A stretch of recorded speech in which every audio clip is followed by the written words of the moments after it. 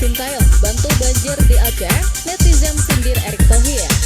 Alasan Sintayong menjadikan Indonesia sebagai rumah kedua. Emil Audero cetak rekor baru di Eropa. Pelatih yang bergantian datang ke Indonesia tapi diabaikan PSSI.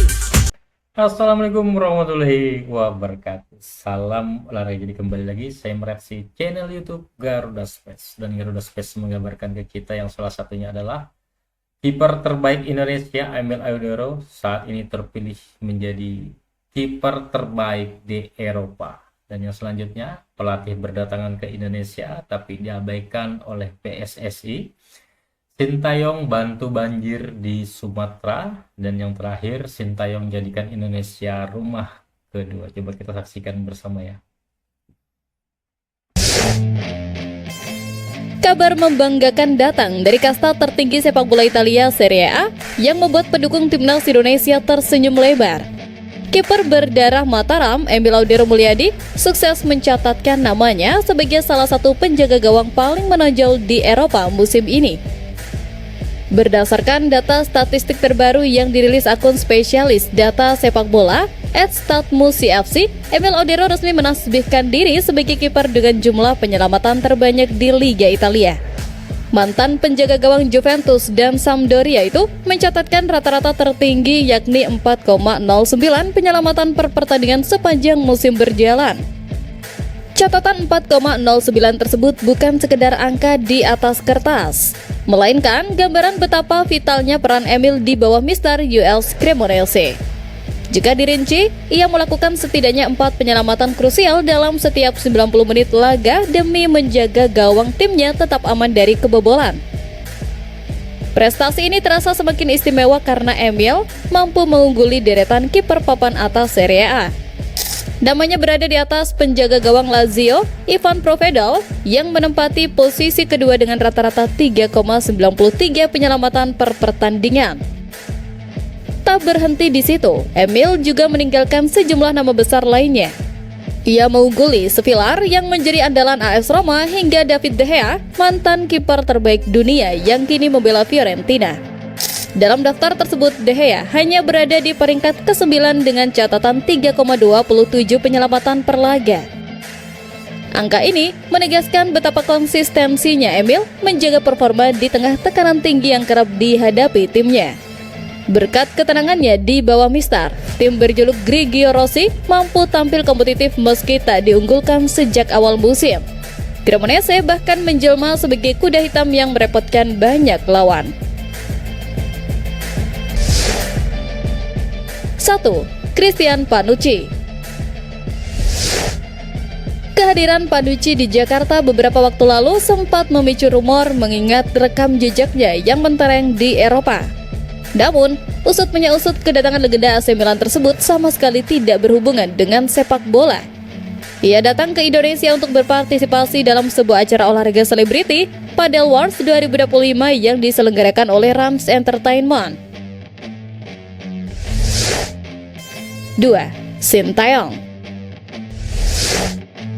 Figur yang satu ini tentu paling memancing harapan. Kepulangan Sintayong ke Indonesia beberapa waktu lalu langsung mengobarkan kembali mimpi reuni di kalangan supporter.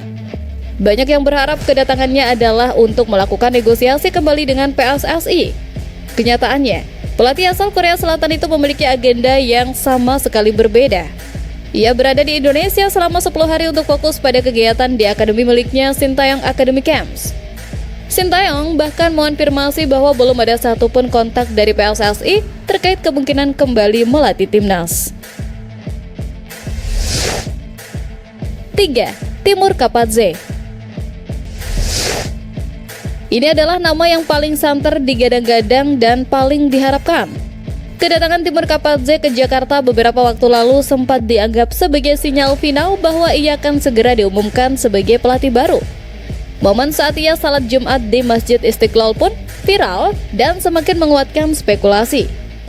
Namun, lagi-lagi harapan itu patah. Kapadze menegaskan bahwa kedatangannya murni untuk memenuhi undangan sebuah acara pariwisata, bukan untuk melakukan wawancara atau negosiasi dengan PSSI, meskipun ia secara terbuka menyatakan minatnya jika ada tawaran yang datang. mantan pelatih timnas Indonesia Sintayong kembali mencuri perhatian publik tanah air. Namun, kali ini bukan karena urusan sepak bola, tapi tentang kepeduliannya terhadap penderitaan warga Aceh korban terdampak banjir. Seperti yang diketahui, musibah besar yang menghantam 3 di wilayah Sumatera, Aceh, Sumatera Utara, dan Sumatera Barat sejak November memang mengetuk hati seluruh penggawa timnas Indonesia. Sejumlah pemain seperti Calvin Verdong, kiper Martin Paes, dan bek Dean James ikut memberikan bantuan untuk korban banjir Sumatera. Tidak terkecuali Sintayong yang lama berpisah dengan skuad Garuda. Coach Sin dikabarkan mengirimkan banyak bantuan untuk sejumlah banjir di Aceh Tamiang. Pemandangan haru itu diunggah akun @pemain.ke12 bertuliskan, Sintayong mengirim bantuan untuk korban banjir di Aceh Tamiang.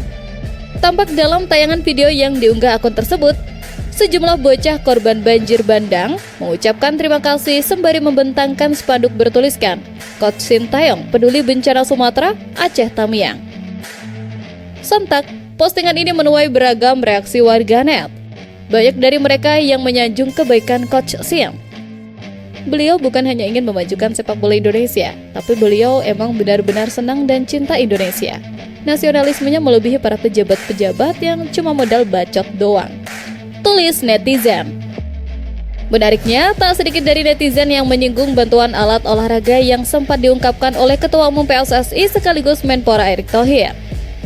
Barbelnya udah nyampe belum Erick Thohir? Ucap salah satu akun. Dari dunia olahraga Indonesia lainnya, sejumlah pemain dan klub menggelar lelang jersey yang hasil penjualannya akan didonasikan untuk korban banjir Sumatera. Francisco Rivera, Persik Kediri hingga Persija Jakarta jadi sejumlah pihak yang mendonasikan bantuan tersebut. Ketulusan Sintayong di Indonesia mengungkap fakta bahwa ia datang bukan sekedar menjadi pelatih. Baginya, negeri ini seperti rumah kedua setelah Korea Selatan. Sebagaimana diketahui, Sintayong sempat 5 tahun menetap di Indonesia dengan tugasnya melatih skuad Garuda. Namun, kontraknya diputus PSSI pada awal 2025. Sintayong mengakui bahwa Indonesia sudah begitu melekat dalam dirinya. Hal itu membuatnya tidak bisa melupakan negara ini dengan mudah. Alasan utamanya bukan karena gaji atau fasilitas, melainkan karena cinta dan penerimaan. Sintayong merasa diterima dengan sangat hangat oleh masyarakat Indonesia. Ia merasakan dukungan yang luar biasa dari supporter, perlakuan yang baik dari pemain, dan keramahan orang-orang Indonesia yang membuatnya merasa nyaman seperti di Korea. Selama bertahun-tahun tinggal di sini, Sintayong sudah beradaptasi dengan budaya, makanan, bahkan kemacetan Jakarta. Ikatan batin yang terbentuk dengan para pemain juga sudah seperti ayah dan anak. Rasa memiliki inilah yang mendorongnya untuk berbuat lebih. Ketika rumahnya Indonesia sedang kena musibah banjir, wajar jika ia ingin membantu. Pernyataan Indonesia adalah rumah kedua bukan sekedar bualan atau lip service. Tindakan nyata di Aceh adalah buktinya. Sangat menyenangkan, rasanya seperti balik ke rumah sendiri. Sangat membuat saya rindu sekali, apalagi datang ke Indonesia setiap makan, minum, kopi di kafe, fans selalu menyambut dengan baik. Ujar Sintayong. Sintayong menyadari bahwa karirnya di sini mungkin tidak selamanya. Namun, ia ingin meninggalkan jejak yang baik.